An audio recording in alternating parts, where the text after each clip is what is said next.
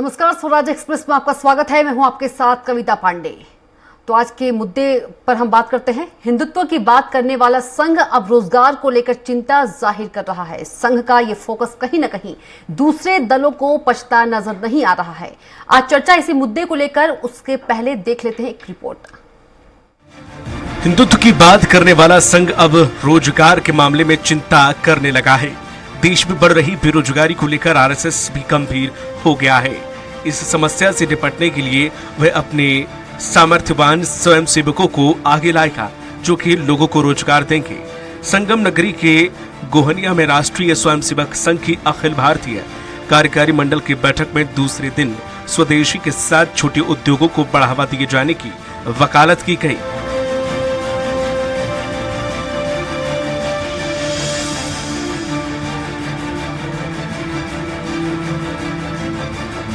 वहीं वात्सल्य परिसर में चल रही बैठक में तमाम पदाधिकारियों ने एक मत से राय दी कि ऐसे लोग जो संघ की रीति नीति के प्रति अपना झुकाव रखते हैं, उनके स्वयंसेवक मुलाकात करें। ऐसे व्यवसायी सामर्थ्यवान लोग उद्योगपतियों को इस बात के लिए प्रेरित किया जाए कि वह बेरोजगारों को रोजगार उपलब्ध करवाएं। बैठक में कोरोना काल के दौरान गई लोगों की नौकरियों को लेकर भी चर्चा हुई। हालांकि यह भी बताया कि बीते एक वर्ष के दौरान हालात में सुधार भी हुआ है।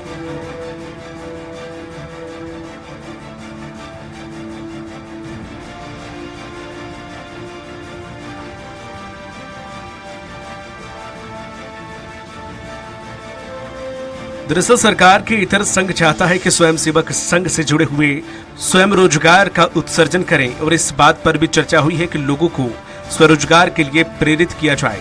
यह भी कहा है कि संघ के ऐसे सामर्थ्यवान स्वयंसेवक जो रोजगार देने में सक्षम हैं, वह भी इस दिशा में मिसाल पेश करें।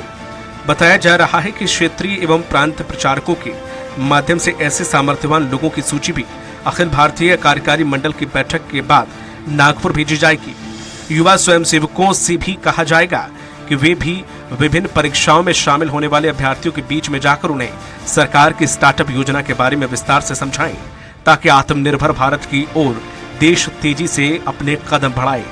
विद्यार्थियों की शिक्षा और मजदूरों को आत्मनिर्भर बनाने वाले कार्य के लिए भी स्वयंसेवकों के प्रयास बढ़ाए जाने पर बल दिया गया है। घनश्याम चौरसिया, स्वराज एक्सप्रेस। और इसी पर ज्यादा चर्चा के लिए मौजूद है हमारे साथ सपा नेता आरपी राजन, बीजेपी नेता गौरव मिश्रा, कांग्रेस प्रवक्ता प्रदीप तिवारी, और फिलहाल अभी हमारे साथ चर्चा में मौजूद हैं आरपी राजन। आवाज पहुंच रही है राजन जी आप तक? जी कविता जी। जी बिल्कुल, आपसे राजन जी सवाल ये है, क्या रोजगार देने में केंद्र सरकार विफल रही, जो आरएसएस को खुद मैदान संभालना पड़ रहा है?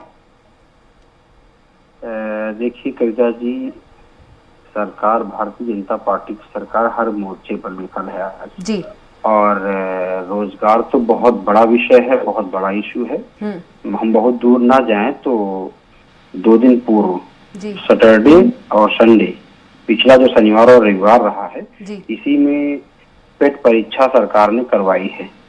आपने देखा होगा, सभी लोगों ने देखा है, किसी छिपा नहीं, किस तरह से अभ्यर्थी परेशान थे, किस तरह से बच्चियां परेशान थी, हमारी बहनें किस तरह से परेशान थी वो, और परीक्षा केंद्रों को जिस तरह से बदल करके। आप बताइए कि पीसीएस की परीक्षा, संघ लोक सेवा आयोग की परीक्षा विगत में देख रहा हूँ कई वर्षों से गृह जनपद में होती है, और पेट की परीक्षा को आप दूर दूर 300 400 किलोमीटर दूर आप पश्चिमी उत्तर प्रदेश को पूर्वांचल में भेज दे रहे हो, पूर्वांचल को आप जो है उत्तर बुंदेलखंड में भेज दे रहे हो। तो ये पूरी लचर व्यवस्था है, रोजगार इनको देना नहीं है, सिर्फ और सिर्फ परेशान करने वाली स्थिति है। जी, जो स्थितियां थी, एक एक जिले में 60-60 हजार छात्र पहुंच जा रहे थे, ना उनके कहीं रुकने की व्यवस्था थी, ना खाने की व्यवस्था थी, ना ठहरने की।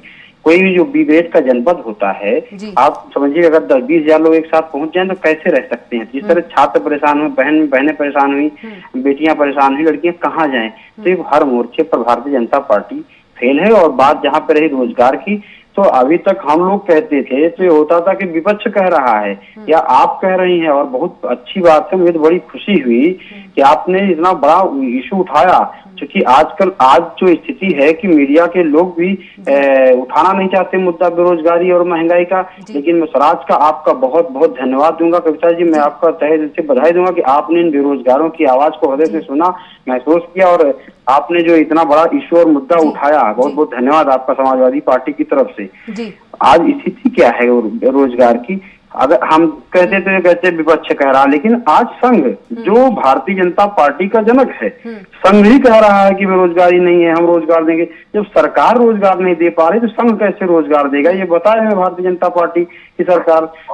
कविता जी 10 सेकंड एक और जोड़ूंगा आपको मैं, इसी से जुड़ा हुआ ही माना जाएगा इसे। परिषदीय विद्यालयों में हमारी कुछ माताएं रसोइयां हैं जो खाना बनाने का काम करती हैं बच्चों के लिए, मध्याह्न भोजन। मात्र उनको 1500 रुपया भुगतान दिया जाता है महीने में।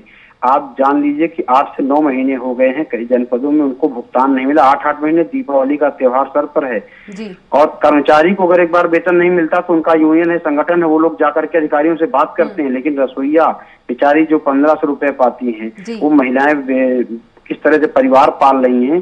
1500 रुपए पाने वाले लोग किसी अधिकारी से कह भी नहीं पा रहे, दर की ठोकरें खाने के लिए बढ़ रहे। 9वां महीना चल रहा है, जनपदों में स्थिति है कि उनको पैसा नहीं मिल रहा, कन्वर्जन कास्ट नहीं पहुंच रही है। 1500 रुपए पाने का रोजगार, 1500 का ये वेतन नहीं दे पा रहे हैं, मानदेय है वो। ये रोजगार कहाँ से देंगे? हर मोर्चे में भारतीय जनता पार्टी विफल है कक्षा जी। जी बिल्कुल राजन जी, यदि बात करें तो क्या आरएसएस की इस पहल से आने वाले चुनाव में बीजेपी को क्या कोई फायदा मिल पाएगा?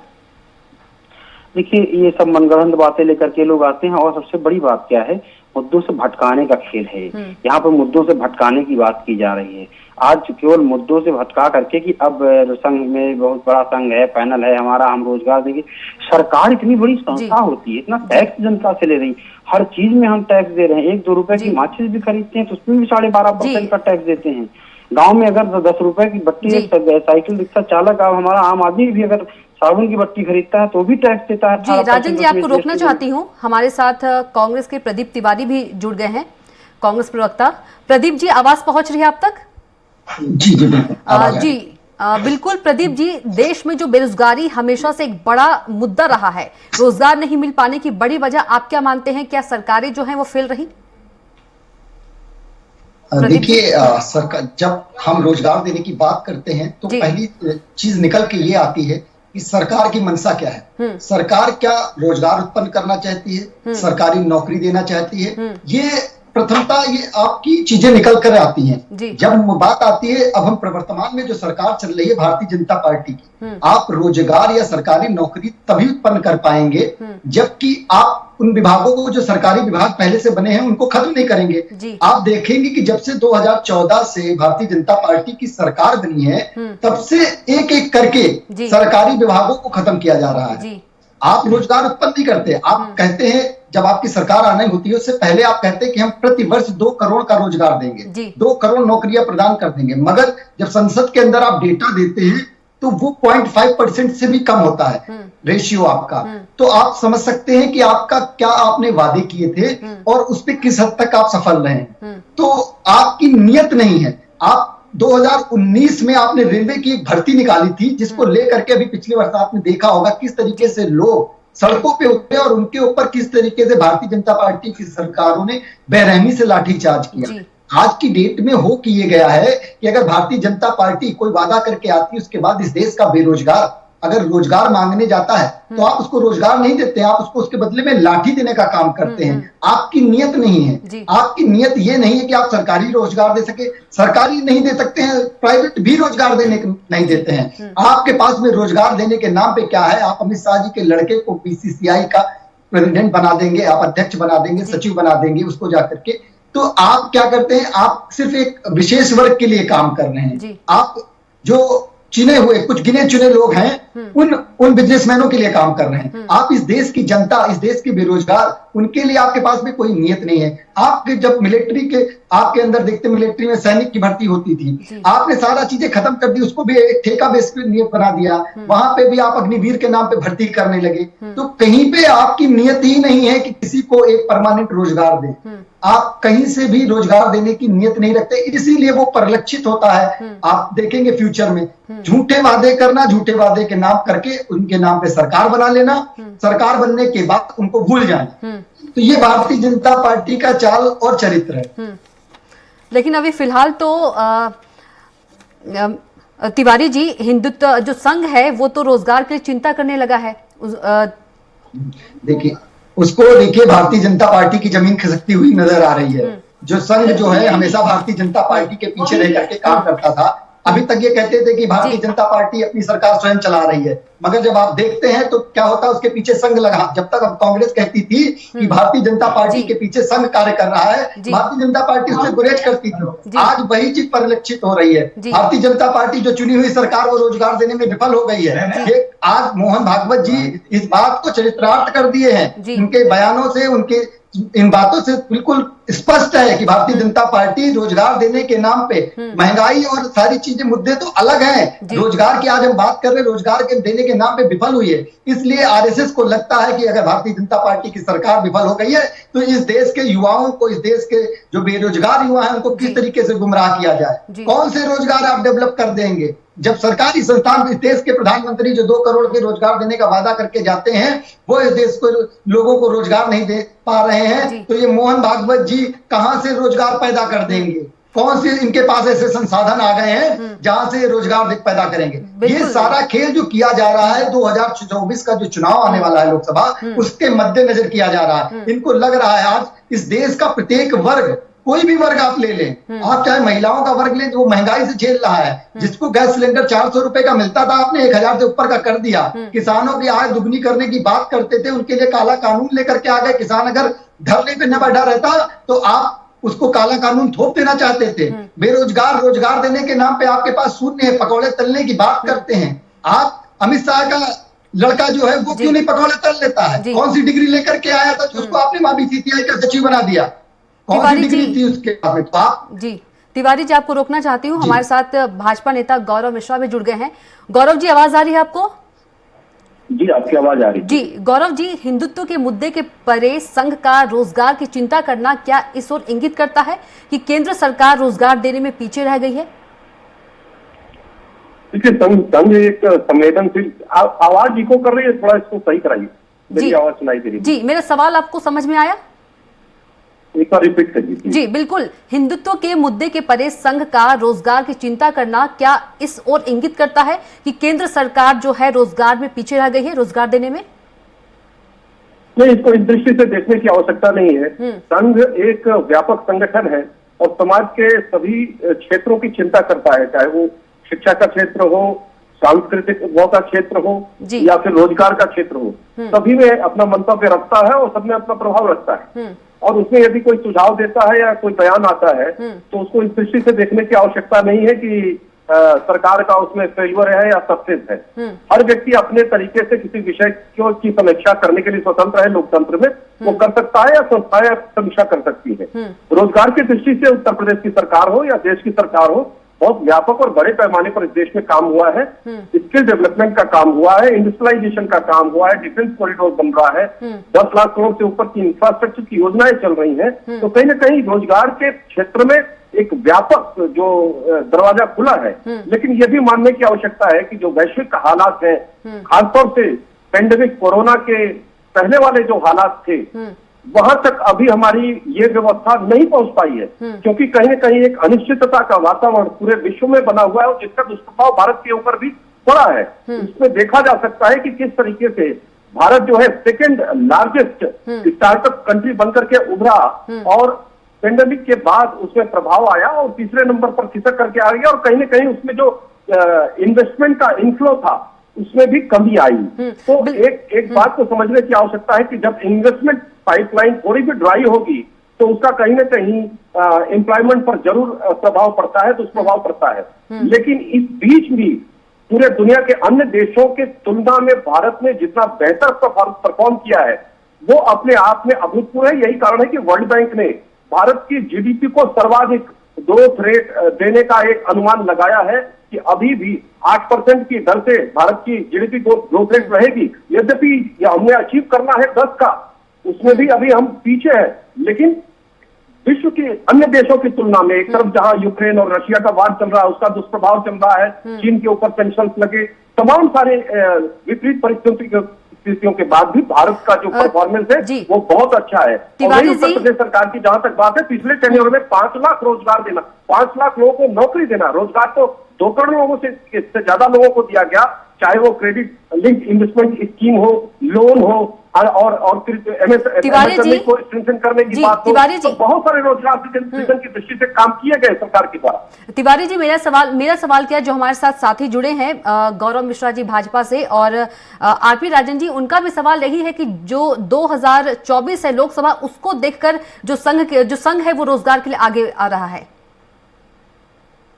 नहीं, देखिए 2024 चुनाव एक सतत प्रक्रिया है। चुनाव हमेशा कोई न कोई, अभी 2022 में हमने चुनाव देखा, फिर 2024 में देखेंगे और विधानसभा के चुनाव भी कई प्रदेशों में आने वाले हैं, उसको भी देखेंगे। उसके दृष्टि से ये व्यापक विषय है और पूरे देश को आज हमारी 62% 66% आबादी 35 साल की उम्र की है, उन्हें रोजगार की आवश्यकता, एम्प्लॉयमेंट की आवश्यकता और साथ ही साथ स्किल्ड एम्प्लॉयमेंट की आवश्यकता तो है, लेकिन वो आवश्यकता पूरी कब होगी? सरकार वो आवश्यकता रोजगार की पूरी कब करेगी? तिवारी जी, माफ कीजिएगा मिश्रा जी।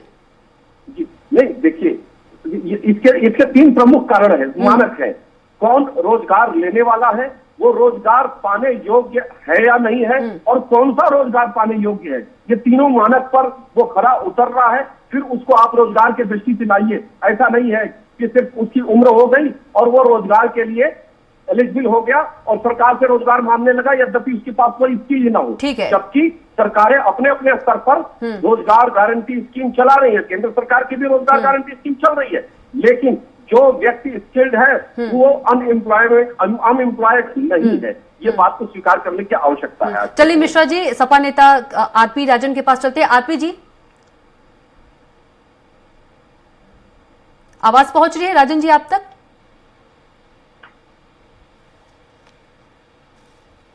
जी, और आज माननीय प्रधानमंत्री जी के जन्मदिन पर देश का बेरोजगार युवा बेरोजगार दिवस मना रहा है आज। ये कोई राजनीतिक दल के लोग तो नहीं मना रहे हैं उसे, कि उसे विपक्ष भी मना रहा है बेरोजगार दिवस। देश के बेरोजगार युवा बेरोजगार दिवस मना रहे हैं। ये पकौड़ा तलने की नौकरी देने की बात करते हैं। आज बताएं कि जब शिक्षा मित्रों की समस्या का समाधान के लिए माननीय प्रधानमंत्री जी ने बनारस में कहा 3 महीने के अंदर हम शिक्षा मित्रों की समस्या का निराकरण करेंगे, आज तक हुआ क्या? नहीं हुआ। अन्वेषकों की समस्या का निराकरण हुआ क्या? नहीं हुआ। 17 भर्ती, इस उत्तर प्रदेश सरकार की 17 भर्तियां लटकी हुई हैं। 17 भर्तियां करा, उनके पर्चे लीक हो गए, एक भर्ती करा नहीं पाए। अभी टेट के पेपर में क्या दशा हुई, पूरे उत्तर प्रदेश में किस तरह से हमारी बहन बेटियां परेशान हुई। तो ये पीसीएस की परीक्षा आप गृह जनपद में कराते हो, टेट की पीईटी पेट की परीक्षा के लिए आप बच्चियों को जो है 300-300 किलोमीटर छोड़ देते हो बाहर परेशान होने के लिए। तो आपकी मंशा ही नहीं है रोजगार देने की, आप तो लोगों को परेशान करना चाहते हो। आप अगर रोजगार देना होगा, 2 करोड़ रोजगार का वादा किया था, बताइए ना कितने करोड़ रोजगार दे दिया आपने? प्रतिवर्ष कहा था 2 करोड़, और 8 साल बीत गए केंद्र सरकार के। राज्य सरकार के आपके जो है 6 साल बीत रहे हैं। आप केवल वादे पे वादे करोगे, बरगलाने। अब ये नया तरीका आया है कि नए युवाओं को संघ में शामिल कराने के लिए, जोड़ने के लिए, बरगलाने के लिए, चूंकि इनके पास मुद्दे नहीं है। अब जनता इनकी हकीकत जान चुकी है, भारतीय जनता पार्टी की जमीन खिसक चुकी है। अब यूथ परेशान है, इनके खिलाफ खड़ा हुआ है, लामबंद है। इसलिए भारतीय जनता पार्टी और संघ इस तरह के नए चीजें लेकर के जनता को बरगलाने का काम करने के लिए, युवाओं को परेशान करने के लिए नई चीज ला करके जब संघ में जोड़ेंगे, हम रोजगार देंगे। जब सरकार आपकी रोजगार नहीं दे पा रही, संघ का कौन सा रोजगार दे देगा? मुझे तो बड़ा दुख, मुझे तो कल जानकारी हुई, कुछ बहनें रसोईया बहनें मुझसे मिलने आई, मुझे जानकारी हुई उनको 1500 रुपया जिनको मिलता है, आप उनको रसोईया को 8 महीने से वेतन नहीं दे पाए हो। मानदेय तनख्वाह वेतन की तो दूर की बात है, आप रोजगार क्या दोगे? ये बड़े सवाल हैं, इन सवालों का जवाब भारतीय जनता पार्टी के पास नहीं है। वो सिर्फ और सिर्फ बरगलाने का काम हमेशा किए हैं, लोगों को भ्रम पैदा करने का काम किए। आज वही भारतीय जनता पार्टी कर रही। बड़ी शर्म आती है, देश का युवा प्रधानमंत्री के जन्मदिन पर बेरोजगार दिवस मना रहा है। ये किसकी उपलब्धि है? भारतीय जनता पार्टी की सरकार की उपलब्धि नहीं कह दे।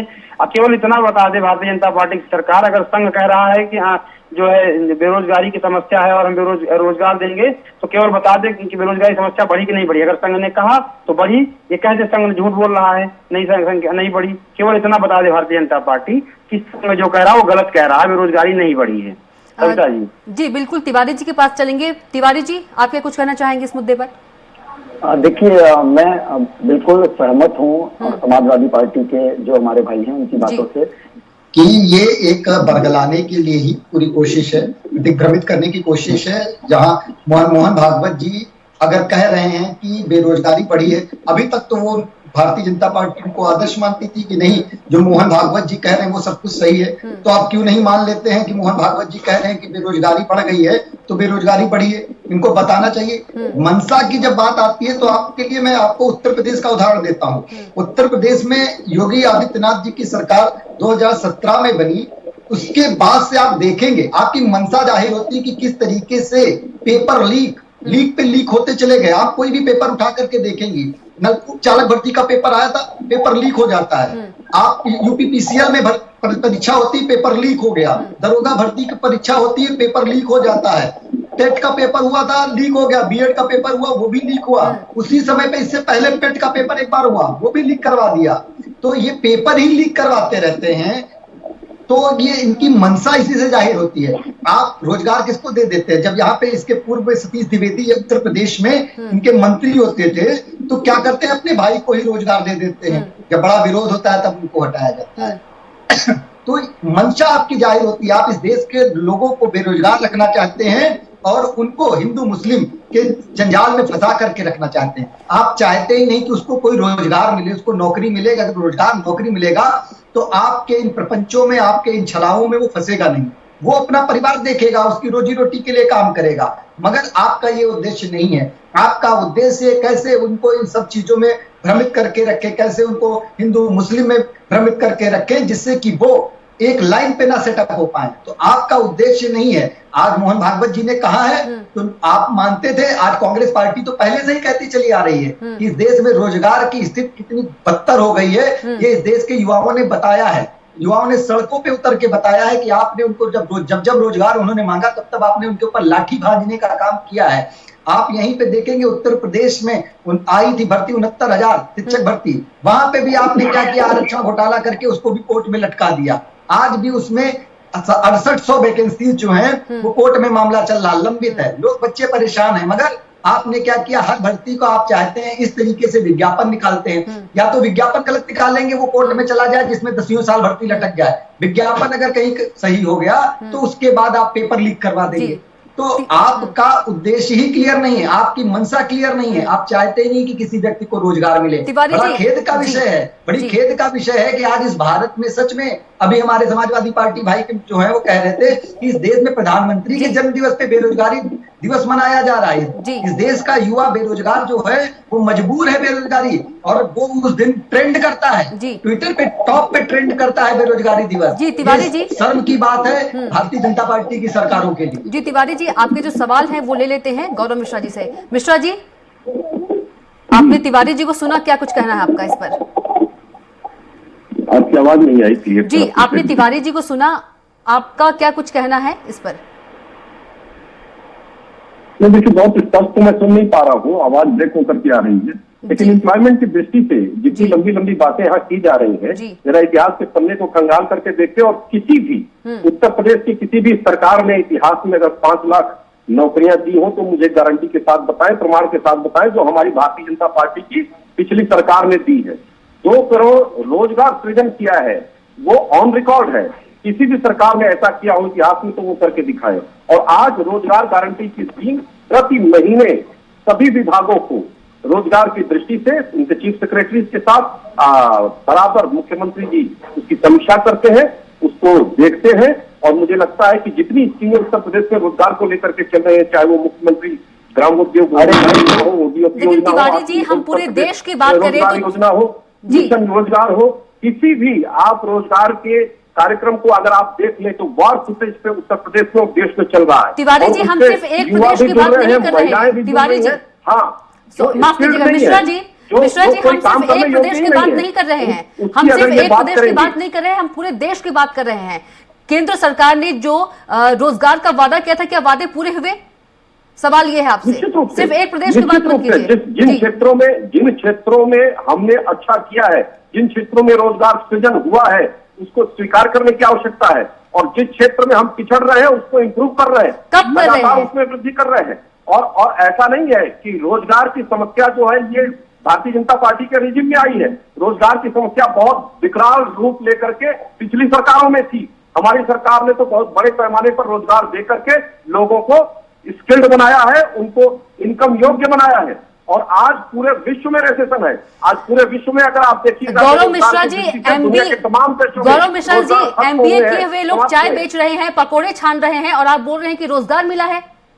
नहीं, पकौड़े छानना क्या क्राइम है? क्या अपराध है? क्राइम क्या तो नहीं है, मैं बात- पूछना चाहता हूँ, पकौड़े छानना या देश में जितने लोग पकौड़े छान रहे हैं या चाय बेच रहे हैं वो क्रिमिनल्स है, उनको क्रिमिनल ये साबित करने पर लगे हुए हैं। ये कौन सा तरीका है? पकौड़े छान रहे, बात क्रिमिनल की नहीं है, बात यहाँ रोजगार देने की है कि जो केंद्र सरकार ने वादे किए थे, क्या आपने वादे पूरे किए? कमाते बात नहीं करते।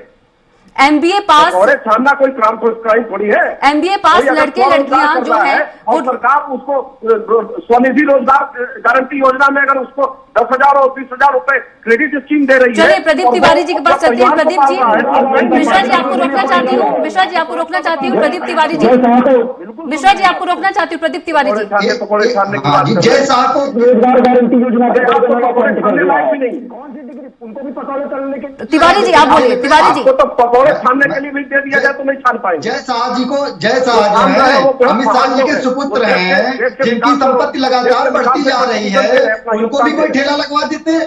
उनको क्यों नहीं ठेला लगवा दिया? मिश्रा जी, कौन से मिश्रा रोजगार गारंटी जी, के मिश्रा जी तहत तिवारी जी को उनको बोलने BCCI का दीजिए। सचिव? मिश्रा जी आपको बोलने का वक्त मिला, तिवारी जी को बोलने दीजिए। ऐसे करें तो मिश्रा जी, समझ में नहीं मिश्रा जी तिवारी जी को बोलने दीजिए। बोलिए तिवारी जी। देखिए, मैं ये अभी भाई साहब कह रहे थे कि पकौड़ा तलना रोजगार है। ठीक है, रोजगार है।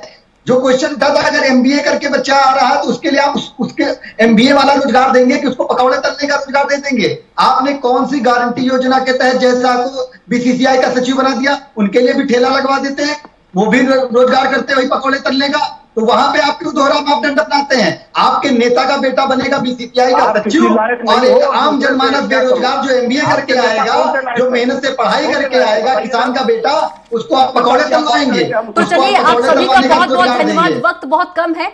आप सभी का बहुत बहुत धन्यवाद हमसे जुड़ने के लिए। हमारी खास पेशकश में इतना ही। आप देखते रहिए स्वराज एक्सप्रेस।